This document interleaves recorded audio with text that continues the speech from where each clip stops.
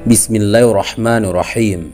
Assalamualaikum warahmatullahi wabarakatuh. Kembali lagi di channel Pena Pencari Hikmah.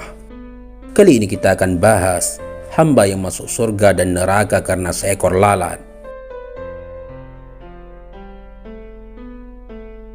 Jangan lupa sukai video ini, komen, dan berlangganan, serta bagikan video ini agar bermanfaat bagi semua.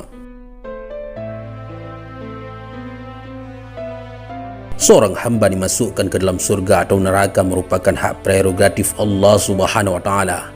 Untuk meraih ridha dan surganya, manusia berlomba-lomba melakukan ibadah dan kebaikan yang dianggap bernilai pahala besar. Akan tetapi, melakukan amal kebaikan saja juga tidak membuat seseorang mendapat jaminan tempat indah tersebut. Misalnya, seperti sebuah riwayat tentang seorang wanita yang taat ibadah, namun ia masuk ke neraka karena menyiksa seekor kucing.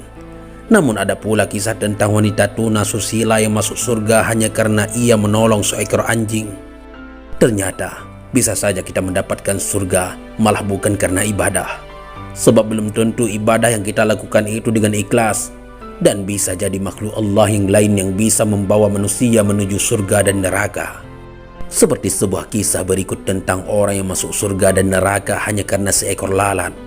Salah satu dari mereka masuk neraka, sementara satunya lagi menikmati indahnya surga. Bagaimana kisahnya? Kisah ini ditulis oleh Imam Ahmad bin Hanbal dalam kitab yang berjudul Az-Zuhud. Hal ini berdasarkan riwayat yang disampaikan oleh sahabat Salman Al-Farisi bahwa Rasulullah Shallallahu Alaihi Wasallam pernah bersabda yang artinya, ada seorang lelaki yang masuk surga karena seekor lalat, dan ada pula lelaki lain yang masuk neraka gara-gara lalat.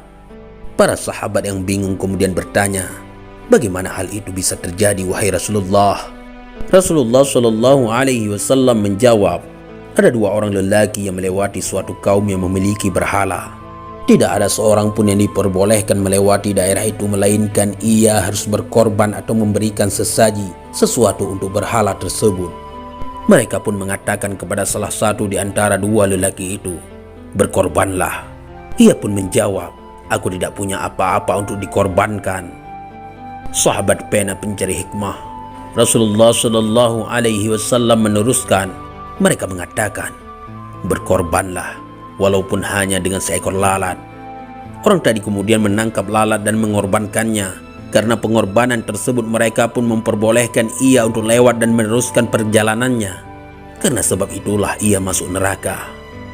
Mereka pun kemudian memerintahkan satu orang lagi untuk berkorban serupa seperti yang sebelumnya. Berkorbanlah. Ia menjawab, tidak pantas bagiku berkorban untuk sesuatu selain Allah Azza wa Jalla. Akhirnya mereka pun memenggal lehernya. Karena itulah ia masuk surga.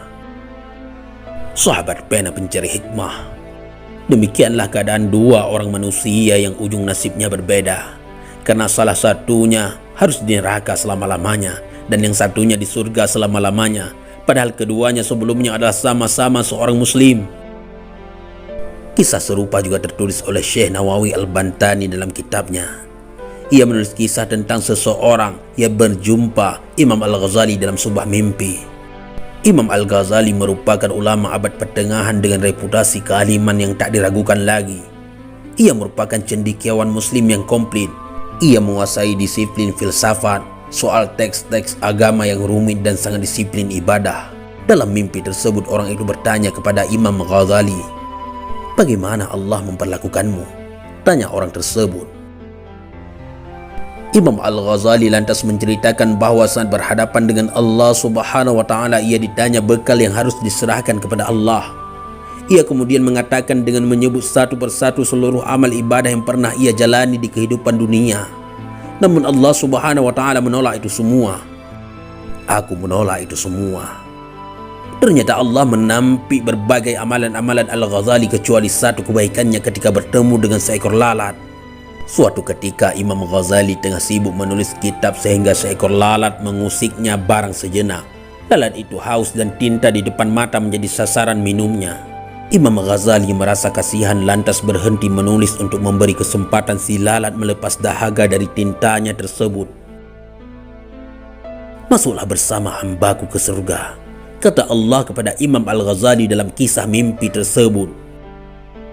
Sahabat pena pencari hikmah, kisah tersebut menggambarkan kepada kita bahwasanya sekelas Imam Al-Ghazali yang reputasi ibadahnya tidak perlu dipertanyakan lagi, ternyata masuk surga karena seekor lalat. Hal ini tentu saja juga menjadi tamparan bagi golongan yang biasanya membanggakan pencapaiannya dalam beribadah. Karena sebenarnya yang bisa menilai ibadah seseorang adalah Allah Subhanahu wa Ta'ala, bukan diri sendiri atau manusia lain. Bahkan, segenap amal ibadah dan kebenaran agama yang disombongkan bisa jadi justru berbuah kenistaan. Maka janganlah pernah menyepelekan amal kebaikan meski sekecil apapun, karena bisa saja itu yang menyebabkan kita masuk ke surganya. Demikian juga dengan keburukan meski kita anggap kecil, karena bisa saja hal itu yang menjerumuskan kita ke neraka. Wallahu a'lam bishawab. Mudah-mudahan ini semua bermanfaat. Assalamualaikum warahmatullahi wabarakatuh.